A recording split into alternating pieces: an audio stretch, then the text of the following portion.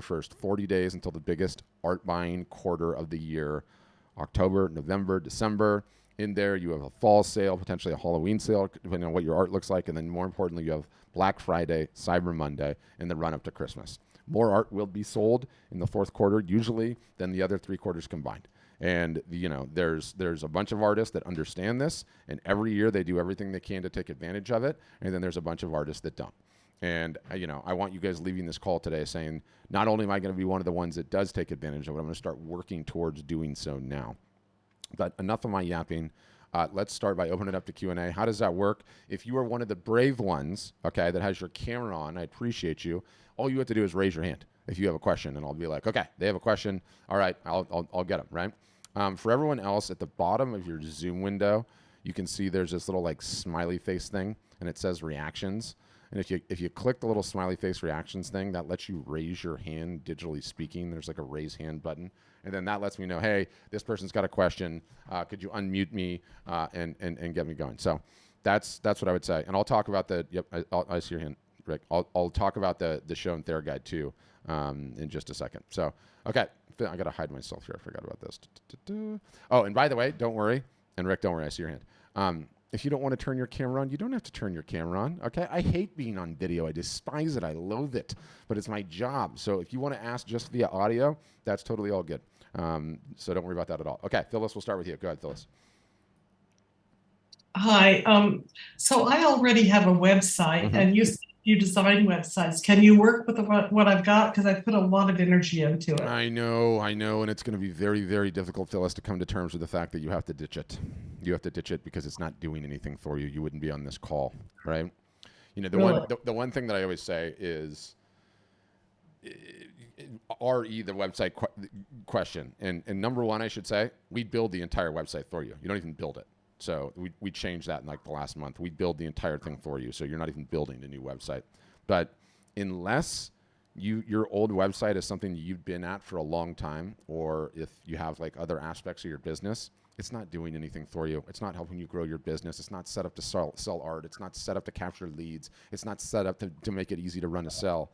All it's essentially doing is making you feel good about it because all that time, energy, and effort you did to get it looking beautiful, right? So I can understand that. But the other thing is, if I build a website with you, will I have any say so about the aesthetic? Within reason, you get a little decision about aesthetic. But here's like one of the biggest traps, Phyllis, that artists and photographers fall into, and it happens on a regular basis. And everything that we do, this is the mental model that you need to get yourself into position. Everything that we attempt to do digitally speaking, okay, online with our websites, online with how we go about selling art, all we attempt to do is try and get back to the best way to sell art or photography that exists in the real world. What is that? It's inside of an art gallery. And what do you notice about art galleries? When you walk into an art gallery, every single solitary one of them is utterly, totally, and completely minimalist. It is white walls, unless it's in some sort of like old brick building or old like vintage building. It is white walls with lights on the art and one little table and a desk to take credit card and nothing else. And the reason is that puts 100% of the focus on the art. And so what happens when I look at all of these artists and photographers' websites that they've built on their own that utterly, totally, and completely comports to their visual vision? There are image sliders and goofy fonts and different color sections and a convoluted website experience from top to bottom that if anyone actually saw the art, it would be a damn miracle. And I think like we fall into this trap. We fall into this trap as creatives at saying like, because I have a beautiful design eye, and because I'm an artist, I know exactly what I want the website experience to look like. The problem is that is the most removed experience from being the optimized commerce experience I have ever seen. And it happens time and time and time again. And you end up introducing all of this friction into a process, i.e. buying art online, that has enough friction to begin with, right? So again, circling back to it, you don't have to get rid of that website if you don't want to. You could use a subdomain if you're so inclined, right? Like let's say your current website was phyllisjenkins.com. You could put your art storefront site on store.phyllisjenkins.com. But even that, I don't want you doing that because what you have there, I can almost guarantee you is not going to be as effective at actually selling art as ours will. That was a long-winded Well, answer. I actually worked with a marketer and a web designer, Mm-hmm. and so I'm fairly confident. But I'm liking what you're saying. One of my concerns about what you're saying is, will I end up with a website that is cookie cutter? I mean, I like the white walls and I like what you're saying. I like Yeah, the simplicity idea, yeah, so but am important. I going to look cookie cutter to the other people who are also on storefront? No, you're not going to look cookie cutter. You're going to look exactly like an art gallery. You don't even want the website to appear. You don't even want anyone to understand it's a website. You want it to utterly, totally be completely about selling art and nothing else. And so this is Phyllis, is the thing you got to break out of. And the thing that breaks my heart is that you spent time, energy, effort, months, and a whole lot of time with a marketing And a whole lot consultant of money, and a whole lot of money, I and a whole have lot to of money. say. Yeah, and a web designer. And while those people were well intentioned, the problem is that selling art and photography is not like anything else. There is so much tradecraft and nuance to it that Yeah. whilst they were well intentioned and understood some best practices, they don't have any idea how to sell art. And the reason I know this is because there's almost no one out there that has any idea how to sell art. So there's like a whole suite of features and things and bells and whistles that you need when you do this. Okay, so And I have another question. yeah, please. And that is, I have an Instagram account. I've been working on it, trying to upgrade it, but there's a whole Good. lot of options on it that could be used for selling art. Do you incorporate that? We certainly teach you, or we can set up your Instagram account for you, and I can certainly go into like more depth on Instagram. But before I forget, I want you to read something, and I literally just wrote it. Okay. Guy, what did I just wrote it? When did I write it? I wrote it like a week ago, and I'm going to pull it up for you. Hold on. So it's not this one. It's not the advanced pricing strategies. Hold on, I got to open this thing. Oh, here it is. I opened it. So I call it So About That Website, okay? And you're going to read this, and your head is going to be nodding 1,000 ways to Sunday.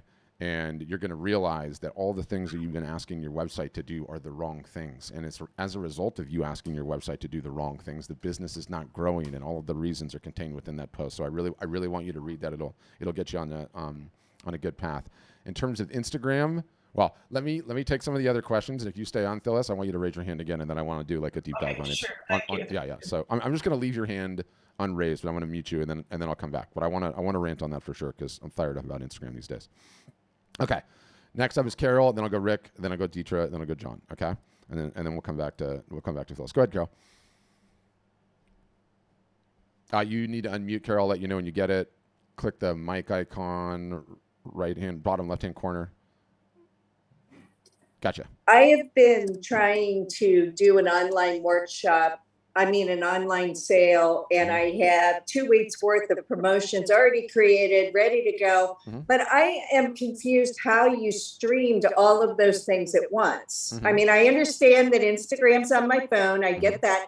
Facebook, and I have 2 accounts, my business and my regular, and then I have a YouTube channel. How do I get YouTube and 2 different pages on Facebook all to stream at the same time? Yep, I can certainly explain that, and I'll say more practically speaking that there's 2 things that you want to achieve when you level up with your streaming, and one is the minute that the show is done, okay, you need a high quality video that you can immediately send. YouTube is the best at that, practically speaking. Their encoding is a little bit higher quality than Facebook is, and trying to send the Facebook one after the fact is just a disaster, and so that's why we do YouTube. Most artists don't have a huge YouTube audience, so that's the primary reason. Don't either. Yeah, I know. Trust me, I know. I've been doing this a long time. So streaming to YouTube, that's the reason for that. There is software that will do it to your 2 Facebook pages at the same time. Okay, and there's 2 different names I can give you. One is StreamYard. The other one is called Restream. Yeah, I would check out StreamYard. That's the most user-friendly one. And what that'll allow you to do is go to all 3 of those destinations at the same time. But then again, you're married to this guy when you do the streaming to Instagram. But practically speaking, so art storefronts, we have 35,000 on Instagram. We probably have 100,000 on Facebook, 5,500 on one YouTube channel, 800 on another YouTube channel. I only get like, and especially because like Facebook they constantly are changing the rules, and I get by far the biggest audience on Instagram, way less on Facebook, way less on Facebook. So it really,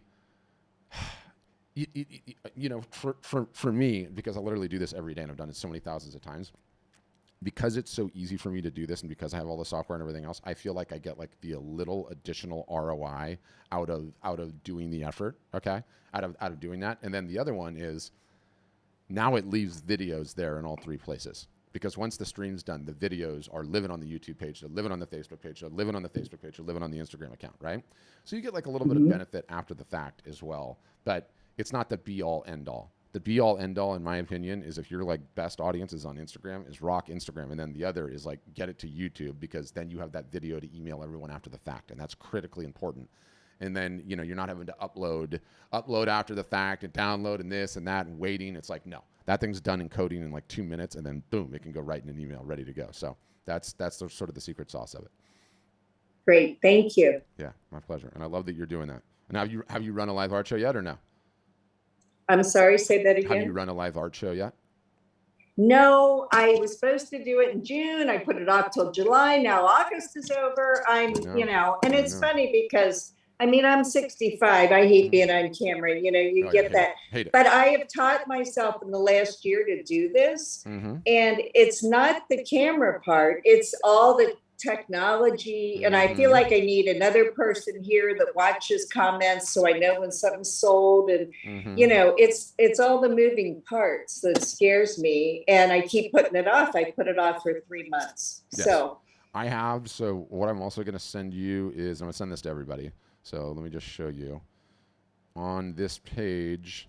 So the page I'm going to send you is like this. It's not quite this one, but I have on here how to run live art shows, a quick start guide. You should watch this. And I'd love to. And basically, it's 2 pages. Okay, on the first page are all the reasons why you absolutely have to do this. You're already past that, but I would still read this. Yeah. Anyway. And then once you get down to the bottom of it, send me the guide, please.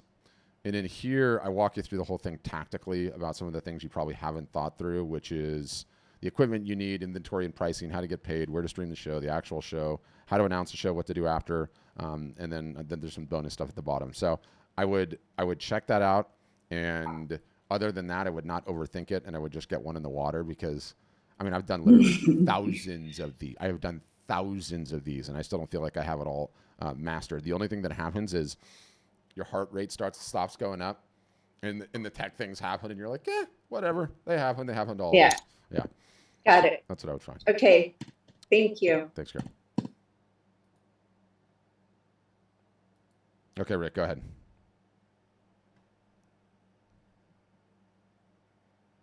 You'll have to unmute, Rick. Yep. Oh, hey there. Nice to see you again, Carol.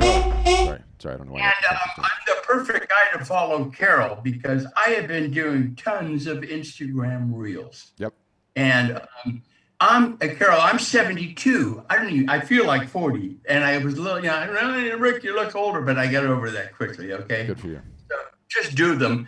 And I've had it's a good experience so far. In a month of doing reels, I've reached 17,600 accounts. Amazing. I have 58 people following me. But as you mentioned, Kevin, you don't just stop there. I'm gonna keep doing them. And as far as a kind of show, I sit outside.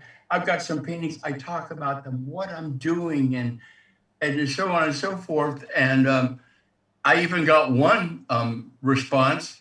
This person said, "Great paintings and great personality." So, yep. And then you need to respond to that comment with, "Everything I have is on offer and for sale. Which one would you like?" There you go. Yeah. In fact, that brings up one where I showed a series of these portraits, about 10 of them, from Imagination. And it was a 90-second reel. And I went through them and I just talked about them, what they're about and what the material is. And at the end, and someone had said to me once, they said, well, your work has almost like a museum quality. So I told the audience that, and I said, well, I'm not in a museum yet. And in fact, until the museums get them, they're available right now. Good. And, keep practicing on doing the buying questions into selling conversations, right? I always say that, and it's a skill that needs to be honed. Yeah, and it does. And I took your notes on that when you mentioned that last time. Good. And they're very simple. And I was hung up and, can I do this technically? You need the phone, a tripod, and a place to show the work, and that's it. Yeah. So I'm going to keep doing them, and it's a very good experience. And two final things, and I'll make space for everyone else. I had another idea. I'm in one of them. I said, listen, I'm in the Los Angeles area. And I didn't say San Fernando Valley specifically. I said I'm in the Los Angeles area. Mm-hmm. If any of you or a group of you would like to come see the work, I'll arrange a showing for you. Yep. Wonderful. I did that. And then here's the last thing. I have a friend of mine who loves my work. I know him in person. Mm-hmm. He lives in the area here. But ironically, he's only seen it digitally online. He loves my work. So I said, hey, listen, Robbie, we're going to walk around and look at the paintings together. You'll get to see them in person. And you give your comments, what it's like to see these things in person. Love that idea too. Yeah. So anyway, Phyllis, I think the key is to have an idea, a structure, and like you said, the selling angle, and just have fun with it. Yeah, and don't quit for a year, and stay at it for a year. Oh no! I do at least one a day, Good. And then sometimes I do reruns because I tape them and then I do the reel. I don't do them live, so. I figure there may be new people who haven't seen the original. Exactly right. Exactly right. Because the last time everyone was busy. But Rick, I love it. I want to keep moving. I'm gonna follow up with you in a year. I don't want to see you keep going. Okay, it'll go Dietra, John, Edward. Go ahead, Dietra. Hi. I've been an artist for a while, and I'm trying to get started in the business. I just started with everything. I've been painting for years, been doing photography for years, but I just started putting my name out there. I'm doing YouTube. I'm doing everything, but I don't know where to begin, and I don't get buyers at all. I mean, not because I suck, but it's just because, I don't know how to promote myself. I don't know how to say, well, this painting speaks or this painting is. So I really want your help on that. And I was just wondering, how much would it cost if I was to join your program? Okay. Let's start at the top, and then we'll get to the end of it. So one that I love that you said is like, it's not that I suck. It's just that I don't know how to release to buyers. What never gets taught in the art world, and like really, it bums me out and discourages me, is that the level of education that's out there is all about the masters and the lives that they had and what they did, and so too with the photographers and everything else. What there's almost nothing about are these folks' actual businesses and what those look like. And I use the same line all the time. Pablo Picasso, when he died, had over 45,000 unsold works. So even his stuff, not all of it sold, okay? We need to remember that and remain encouraged by that. And he's my favorite, so yeah. So there you go. So the most important thing you can do in the very near short term is try to do a local fair show where you're committed. Okay. You have a booth. You have everything set up in it. And there's easy ways to do this too. Like, if you wanted to do it on the super, super cheap, which I encourage people to do sometimes because it just gets them to do it, have a garage sale, put the signs around the neighborhood, and put all the art out in the front yard of the driveway, okay? And see what happens. And the idea is that early on, before you get going in the heavy hardcore marketing and figuring all that out, you have to find out whether or not the work will sell. You have to know that the work is indeed going to sell, that strangers will pull that credit card, pull that cash out of their wallet and say, you know what, I want this thing. And so no one can give you a shortcut there. No one can give you a special hack. You have to get the work in front of people's eyeballs. And when you're just getting started digitally, that's harder to do, right? But again, the whole ball game is like, it's a game of archery. And where most people fail, they're like, this is my one arrow, okay, my work, and I'm going to draw it back and I'm going to fire it towards a target and I hope it hits. And if you just fire one arrow, you don't have very good odds that you're going to hit the bullseye. You have to fire a bunch of arrows sometimes, right? So I would take what you've created, what you think your best stuff is, either have that garage sale or go to a local fair and show, or sometimes there are breweries, sometimes there are farmers markets. Everyone's got local opportunities to do it. Get the table, set yourself up, and see what happens. And you have to see whether or not it'll sell. And you know what the best thing is that when you get into those scenarios, you end up having a bunch of conversations with people, and they tell you they like it or they don't like it, and maybe they try to negotiate with you, and maybe you have to sell it for a little bit cheaper, but it sells. And then maybe they commission you for something. Like, you'll learn a ton doing it that way, way faster and way more efficiently than you will any other way, right? Now, during COVID, I couldn't give that advice, and so instead, during COVID, the majority of the advice that I gave was like, try to use the cell phone and stream, right? Kind of like I put in the guide. But if you don't have a ton of social followers, no one's going to end up seeing it. So the easiest way, the best way to do it is contemplate doing a local fair show. And Deetra, don't let anything get in your way. There is no excuses. There is no anything else. You already have the inventory. Figure out a thing, get that deposit down on the booth, or run the garage sale in the driveway and see what happens. Okay. Yeah. And the garage sale hack is like a really, really good one. And thank you for the questions, Deetra. And I live in Orange County in California, and I have like multiple artists, that pull either because they live on like a main drag in town that they just have. Well, I live in San Marcos, Jacksonville, so I live in an art colony anyway. You may have not really heard of us, but because it's Jacksonville, but it's a very wine and dine kind of thing. It's just art scenes and art galleries and everything, so it's pretty cool. I love it. Get out there and give it a shot. All right. Thanks, teacher. Yeah, there's so many killer creative ways to do it. Okay. What happened? There was a hand that was up, then it went away. I don't know where it went. So, Edward, you're going to go next. If there was somebody in between, I might have lowered your hand. I feel like there was. Anyway, go ahead, Edward. Hi, everybody. And thank you, Patrick, for doing this. Oh, my pleasure. I guess to follow up on Deetra's question, I'm just starting out too. So it looked like the information I found on art storefronts is that we needed to have some sales records before we really could qualify for art storefronts. Is that true? No, it's not technically true, but I would prefer you did. Yes, because what I don't want you to do is, and I love being able to say this, right? Because you know what my official line should be? Sign up. Don't worry about it, right?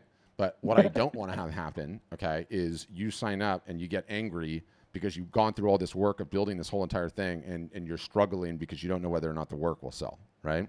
And sort of the idea about it that I always give is that, you want to start a restaurant, I want to start a restaurant. We're both chefs. We've always wanted to do that. What do? I'm like, okay, I'm going to do this. I start writing a business plan, and then I start a business account, and then I go down to the bank and get a loan, and then I run around town and find a building, and then I create the menus, and I hire a staff and the maitre d', and I get someone outside saying, hey, come on, grand opening, and everyone gets in, and that takes me like a year and a half. And people come in, and they eat once and they leave because my food's not good, right? Because it's not something that the market wants. And what did you do? You were smart. You literally were like, yeah, I want to start this restaurant too. And the next day, you went to Costco, you bought one of those little rolling carts, you rolled it right in, you made your burgers, and you rolled it right into an office complex in your neighborhood the next weekend with a little sign, right, that said Edward's Burgers, and you saw what happened. And you know what ended up happening? People were like, yeah, these are okay, Edward, they're decent burgers, but, I don't love them enough to have you come back. And you're like, okay, out with the burgers. Now I'm going to try my tacos, which is just firing a different era, right? And so now you make the tacos and you go to a different office building and they're like, oh my God, these are the best things I've ever had. When can you come back, right? Now you start a restaurant, you're successful right out of the gates. And meanwhile, I'm struggling pulling my hair out of my head. So early on, you have to figure out whether or not the work will sell. You just have to. And it's very, very smart to start that way. Now, do you have to do that? And could you sign up? Yes, you could. But if you don't give yourself the space to figure out whether or not the work will sell, that's the whole ballgame, right? But one of the fundamental things, like I think we're at like 78 or 7,900 customers now, and aside from like a few that are like really well and mature artists that have arrived at what their style is and they're sticking to their style, and you could look at 99 of their works and it's like, oh, it's them, right? You can look from a mile away and know. The majority of the other ones, especially the successful ones, are trying new styles all the damn time, right? They're like on the Picasso train where they're going to have 45,000 unsold works. So again, it's not, and like I was saying to Deetra, it's not like just because you create that one thing that you love and you take it to the market and it doesn't work, that you're a crappy artist, okay? Or you're not talented, or you're not going to make it, or art doesn't sell. Sometimes it's like you just haven't figured out that right product that the market wants yet, and so you have to try something a little bit different. So that's what I'd say. I got you there. Okay. Well, it seems like you guys have a lot to offer as far as support and marketing and all that. Is there a way to take advantage of that while we're trying to figure out what is our best product? Yeah, there is. Well, I mean, technically, then it's signing up, right? Like, it's right. Okay. Here's what I would say. If you feel like you have some work, step one is just like go and try and sell the work. Go, do the same advice Dietrich did. You could have a garage sale on the hacky side of things, or you could do like a fair or a show or a farmer's market or a brewery or any of those type of opportunities with the work you have. Stop, saying, will it sell? Like, find out, right? Find out. And you'll never know until you get in there and you have those conversations with strangers, and no one can tell you it's going to happen until you go and do it, right? So there's like truth seeking for that. But one of the things that we have on a regular basis internally is we teach our customers how to go through the process of what we call pivoting, changing from one subject material to another. Because what ends up happening with a great many artists is they will decide what they are passionate about creating, right? I love creating this because this is what I like to do, and it's emotionally fulfilling and it express my creative desires. But they've never given any thought to the business side of things, right? And so it's essentially just saying like, hey, here's this product I created. I'm going to go take it down the market and see how I do. And sometimes it doesn't sell at all, sure. But sometimes it sells, just not really well, right? And so they're like a year or two of their business or a year and a half in, and they're like, okay, this thing's making 20 grand a year, but that's not comporting to my financial goals. What do I do? And we actually teach workshops on how to go about it. I mean, I'm talking like the entire subject material pivot playbook, not just how to find out potential niches, but how to validate them, how to make sure there's an audience big enough, and all of these sorts of things. So it is something that we teach. So you could tap into it, but you got to give yourself the permission to fail a little bit early on and give yourself the time that it's going to take. So you would have to decide like, you know what? I definitely want this. I'm going to make this happen come hell or high water. And then you would be in a good place. If it's like, I have 6 months for this to work out, otherwise it's curtains for me, I'm going to be like, don't do it. Don't do it, right? Because you have to give yourself the runway to like try these various different styles, get a little bit better at marketing, start eliciting feedback from your followers, and get to a place where you're going to know for sure. Great. Okay. If I can ask one quick thing, Please. I can see the benefit of the live shows and reels for painters and other three-dimensional works.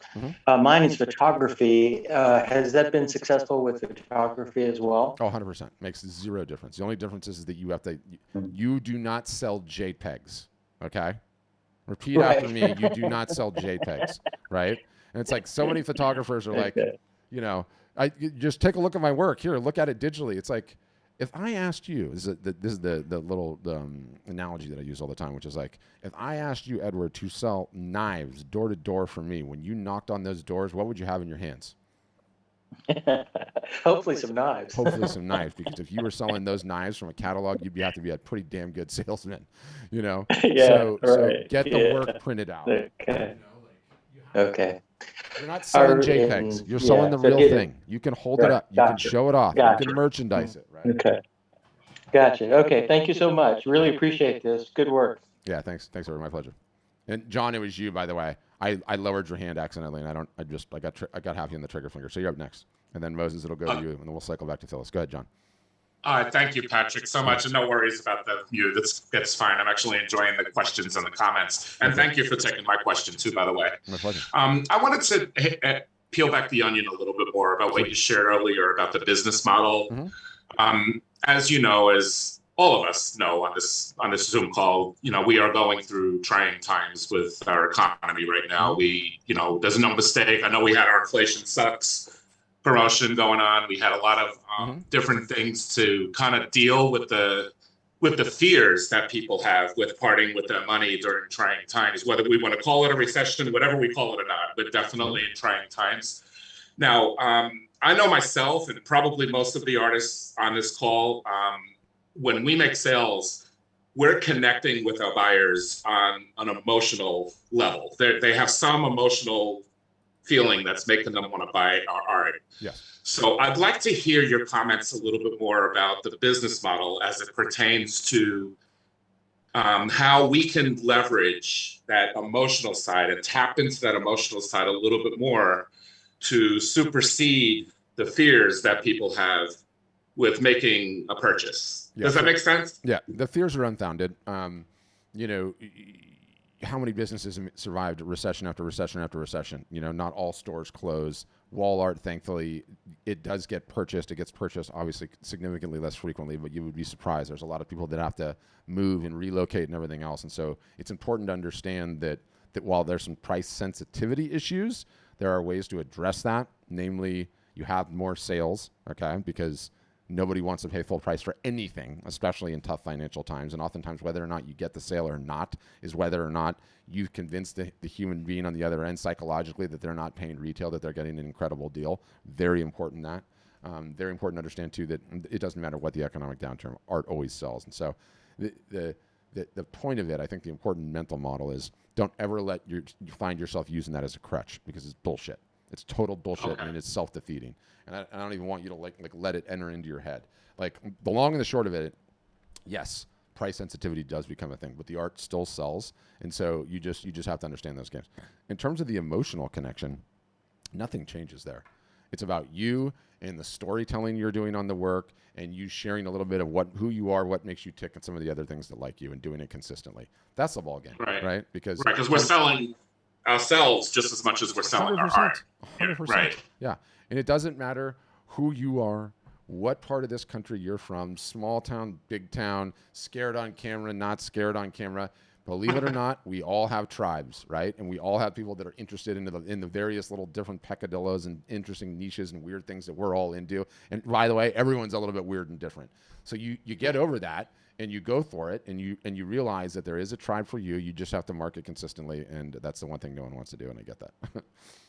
All right. Thank you, Patrick. I appreciate your comments. Yeah, my pleasure, John. Thank you.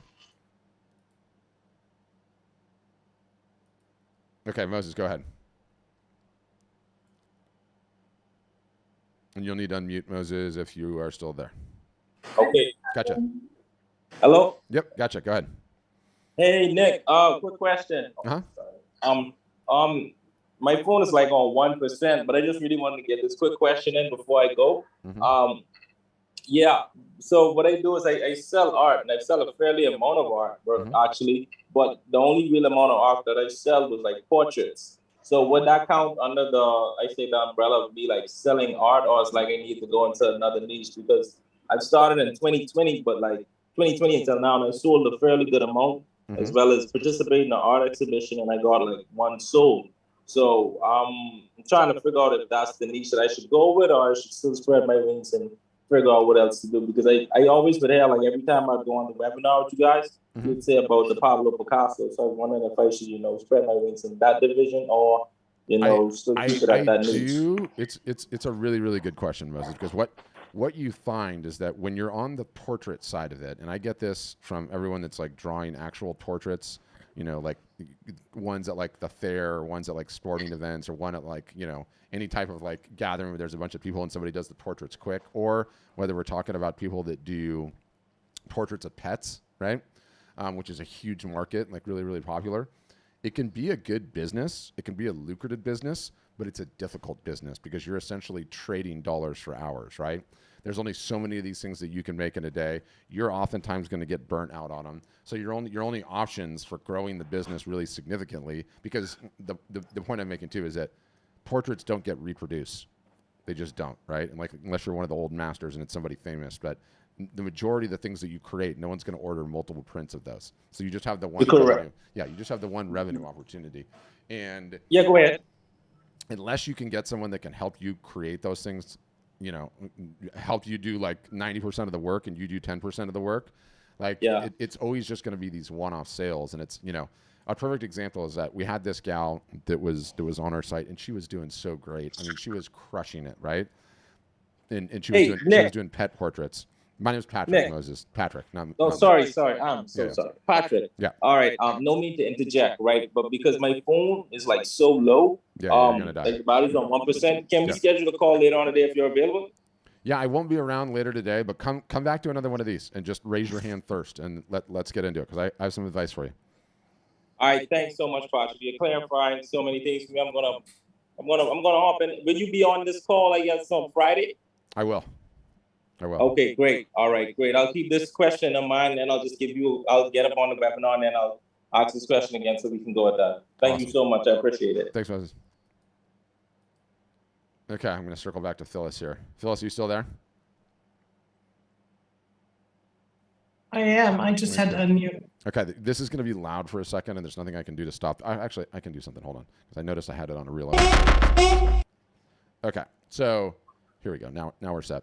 So the thing about Instagram, okay, and for all of you guys in this call, it's important to understand that it is the single solitary most important social network right now in 2022 in terms of encouraging people to buy art, okay? It is essentially a visual search engine, so it's not very difficult to understand why that's the case. But, you know, if you read any of the reports that I always cite, which are one by the Hiscox Group, another one by Art Basel and UBS Global, you know, just to take it out of my perspective, anytime the art buyers are surveyed in any reasonable measure, they all say Instagram plays a role, okay, in their art buying purchases. So it's the most important network. Then, once you realize that it's the most important network, you realize, one, I have to be on this network, and two, you know, there is a minimum bar of credibility that exists on Instagram, okay? So you have to pass the credibility bar. Like the i.e. is this an artist that's going somewhere and doing something? Now, the platform always evolves and changes, and certainly it has, and certainly it's been changing like crazy even recently. But you need to have a decent amount of followers. You need to have a proper high-resolution image here, okay? And it should be you. It should not be your work, my advice. If you want to make it your work, you can, but make sure it's high resolution, not crappy resolution. You need a proper bio in here that it kind of explains what you do and obviously has a little bit of brevity in it. I like a little bit better. Obviously, the one link, it can either be to a link tree, it can be to a website. You absolutely have to have story highlights, which are these little circles across here, okay? And they're very easy to create. There's tutorials on it. And then in your feed, and mine is a bad example because I'm hawking software, I'm not hawking art, but it can't just be 2D image after 2D image after 2D image. It needs to be some of you holding the work. It needs to be some of you in your process. It needs to be some hung on the wall. It needs to be some smiling customers that just purchase it. And once you collectively get that right, okay, it passes the minimum bar of credibility.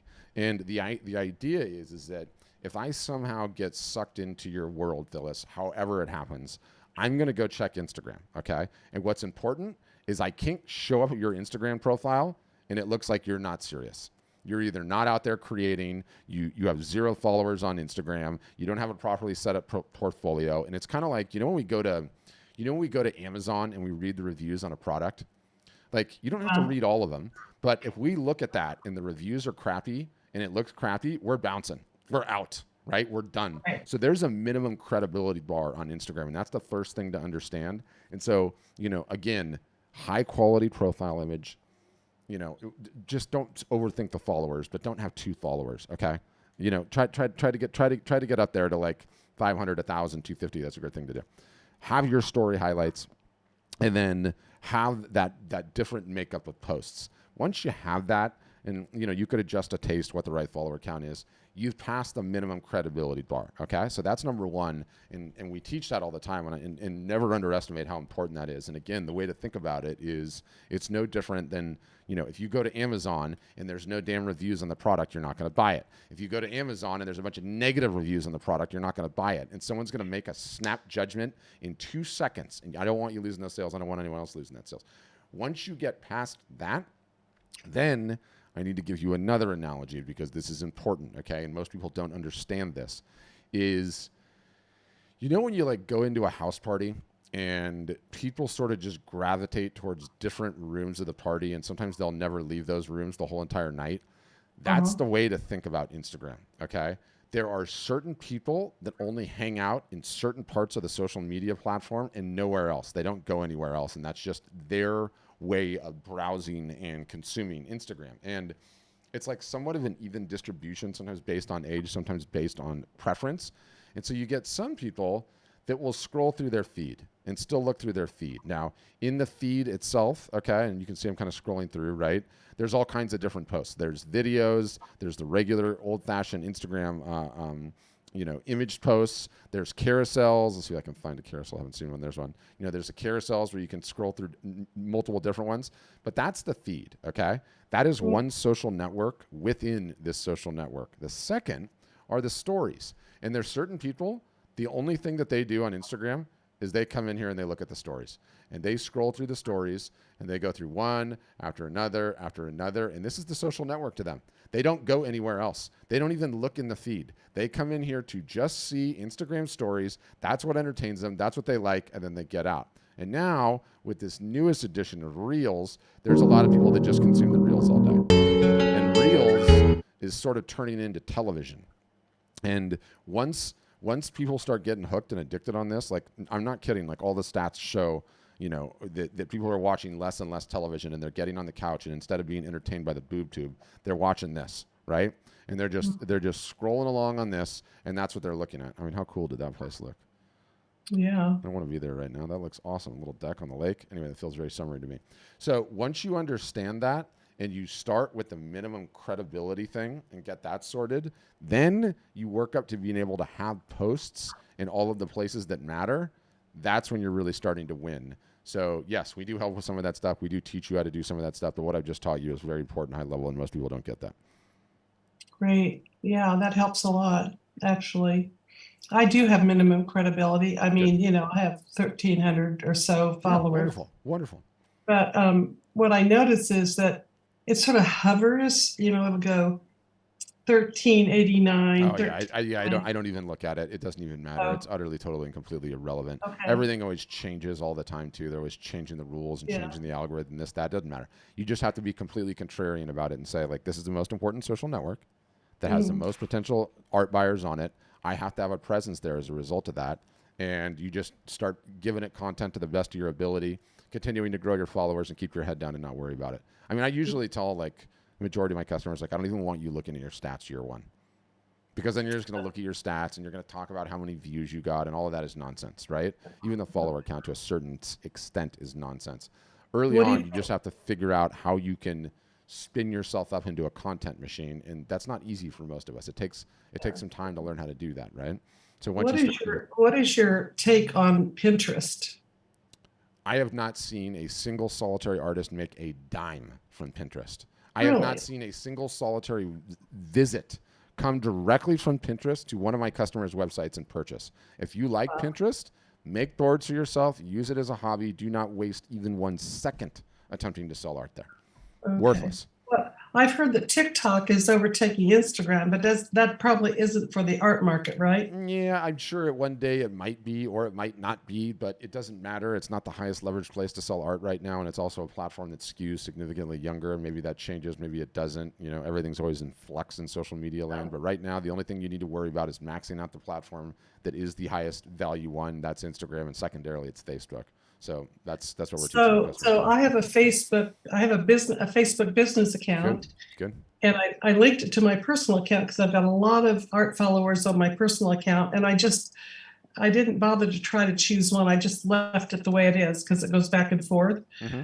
So basically, what you're saying is it's Facebook, Instagram, and I forgot the other one. Facebook and Instagram are the main primary ones, right? Instagram first, Facebook second, yes. And what about the website? Website's important too, but not through the lens that most people think it is, right? Like, Okay. I sent you that article to read, which is a big deal, but the whole point of the website is you don't have a website problem. No one on this call has a website problem. They all have a marketing problem. And they need to fix the marketing problem, or the business will never grow. And so what most people do is they realize correctly that they need to have the website, but all the questions they ask of the website are, is it going to be a pretty portfolio of my images? Is it going to give me a great page to list all of my accomplishments?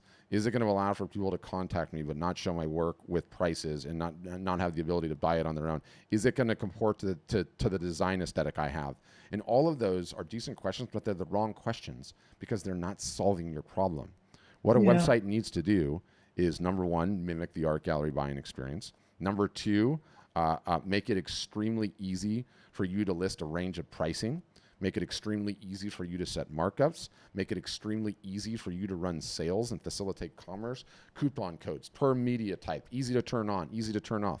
Your website needs to be set up to easily capture leads and do so in an effective manner. There's a number of different ways that we go about doing that. It needs to be set up to very easily run live art shows and one-off sales pages. It needs to very easily integrate for print on demand, so you don't have to run around and do any of the prints. And when you start asking your website to solve those problems instead of the perceived problems you have, then you're actually getting your website to help you solve the problems that matter for the business. That you actually get a website that's going to help you solve the things that's going to get the business moving in a positive direction instead of just, the road to hobbydom, which the other ones are. So that's where the majority of artists and photographers get it wrong and have got it wrong for years and years and years. And what do you end up seeing out there, Phyllis? Everybody jumps. What have you seen for years and years and years? Everybody jumps from one website to another website to a marketplace, back from the marketplace to another website. Then they build their own website, hire someone like you did. Nothing ever changes in those businesses because no one ever fixes the right problem, right? No one ever fixes the right problem. So one thing you haven't talked about is target market, which I think is really important in the art world. People talked about portrait artists or whatever. I'm not a portrait artist. I'm an abstract artist. Yep. I'm a collage artist, and I'm finding my way. But target market. Say something about that. Yeah. So everyone's like, I need to find my target market, and I need to understand what my target market is. And if I just know what my target market is, then I can market directly to those folks or some variant thereof, right? It's all nonsense. I mean, it's all completely nonsense. Early on, you're going to create the work that you like, and you're going to go take it to market and try and sell. It's either going to sell or it's not going to sell. If it's not going to sell, you need to try something different. Now, most people fail in that capacity because they don't even get it in front of enough eyeballs to ever know if it's going to sell or not, right? Because they phone in the marketing. They don't ever do a show or fair. They don't ever even give themselves like a decent shot at knowing whether or not the work can sell. Well, so in some cases, with all due respect, though, I have a degree in business and counseling. I do not have a degree in art, although I've been an artist all my life. But the degree in business taught me that target market is important, and I think in art is too, because not everyone likes my art, but I do have a very strong following of people who love my art. Yes. So how do it's not about exclusion or holding people out who might like my art, but it's like, how do I maximize my understanding that there are a group of people who are more likely to buy my art than another group of people? Right. So what you learned in business school wasn't necessarily wrong, and I'm not necessarily butting up against that. But what I'm saying is that you'll never know what your target market is until you've marketed it enough and gotten enough sales to understand this is the right market, right? Okay. And in your case, which is also what most other artists do, you've arrived at your style that you like, right? And you go out there and you market it, and it starts selling, and you get some feedback, and like people are like, this is awesome, okay? In that capacity, I don't believe most folks understand what their target market is until they've really gone through a number of years. And in most cases, what I've seen, aside from singular artists here or there, most of them never hit a target market per se. Their target market are people that appreciate art. And what ends up happening is one large mass of customers will end up bonding to them and becoming collectors because they like what they're creatively putting out. But oftentimes their style will change significantly number of times throughout the years. And I see that happening all the time. And so, the premise of the question is like, you have to figure out what your target market is. And when you go about it in that fashion, you get there, but you get there as a result of creating and as a result of regular and active marketing. But what no one ever does, which is also an extremely intelligent tactic, is you utterly, totally, and completely invert your thinking. And this is very difficult to do. Most people don't know to do this. Instead of creating the thing, like, okay, I'm going to sit with the pencil, the paper, the camera, the whatever, and I'm going to create the thing, and then I'm going to go take it to the market. What no one ever does is they say, like, do you know what I'm going to do? I'm going to go find a target market, a niche, a group of people that really, really love something, and then I'm going to go and create it for them. Now, let me use an example. People that live in Green Bay, Wisconsin are required by law, not formal law, to buy their body weight in Green Bay Packer related NFL gear on a yearly basis. I don't know why that's the case, but it is. And so you could say creatively, Phyllis, you could say, you know what I'm going to do? I am going to paint some Green Bay related this, that, and the other, and then I'm going to go and market it to those folks. In that case, you 100% have a target market there, right? You 1,000% have a target market there. But otherwise, when you really get to the nuts and bolts of this business and you realize that you need to treat the business like a business. And what a smart business has in most cases is they have a range of pricing, okay? You need to have prices from $0 to $100. You need to have prices from $100 to $1,000, and you need to have prices over $1,000, okay? So let's assume for a minute you have that entire range of pricing. That's number one. Then let's assume that as a part of your lineup, you have non-wall art. And the reason that you need to have non-wall art is because not everyone is ready to buy wall art at the minute that they get exposed to your marketing message, okay? So now, Phyllis, you have a store that has a range of pricing from $0 to $100 with non-wall art as a part of that. It can be merchandise, it can be whatever the heck you want it to be, but it has to be non-wall art. It has to be under $100. Then you have 100 to 1,000, and then you have 1,000 plus. Now, these are all your creations that all have your creative stamp on it, okay? Who is your target market for that? It's broadly expanded at that juncture, isn't it?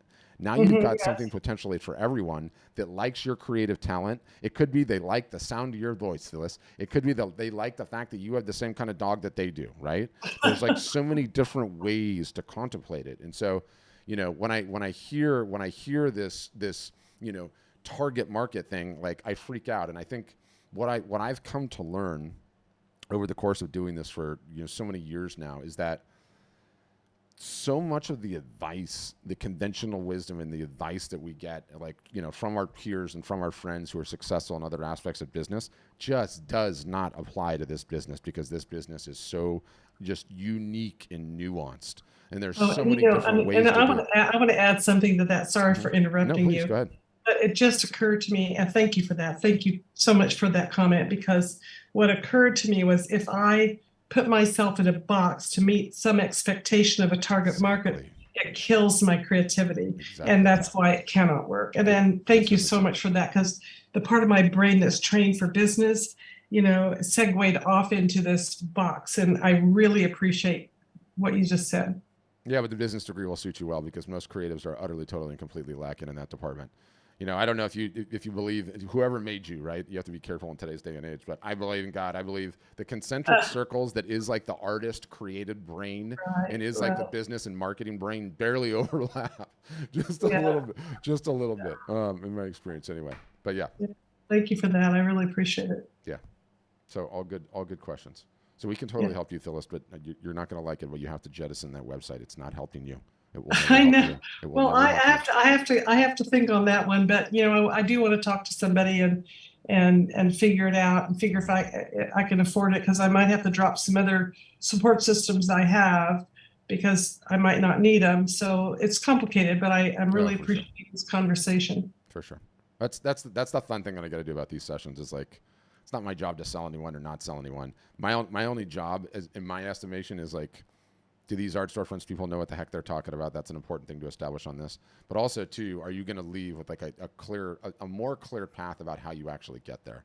And I appreciate that. That's the most important thing, because I don't believe, like everything that I've taught today, like regardless of whether you sign up with us or not, is irrelevant. Like I believe it's the only way that you can actually really make it, where the odds are actually really in your favor. And it doesn't mean it's easy, right? You still have to do all the work, which is really tough, but it's just the only way. It's just the only way. So I really thank you. I really appreciate this conversation. I do.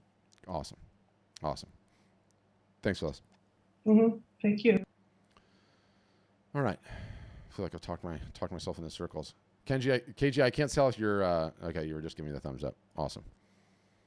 Ichikawa. It's an epically Japanese name.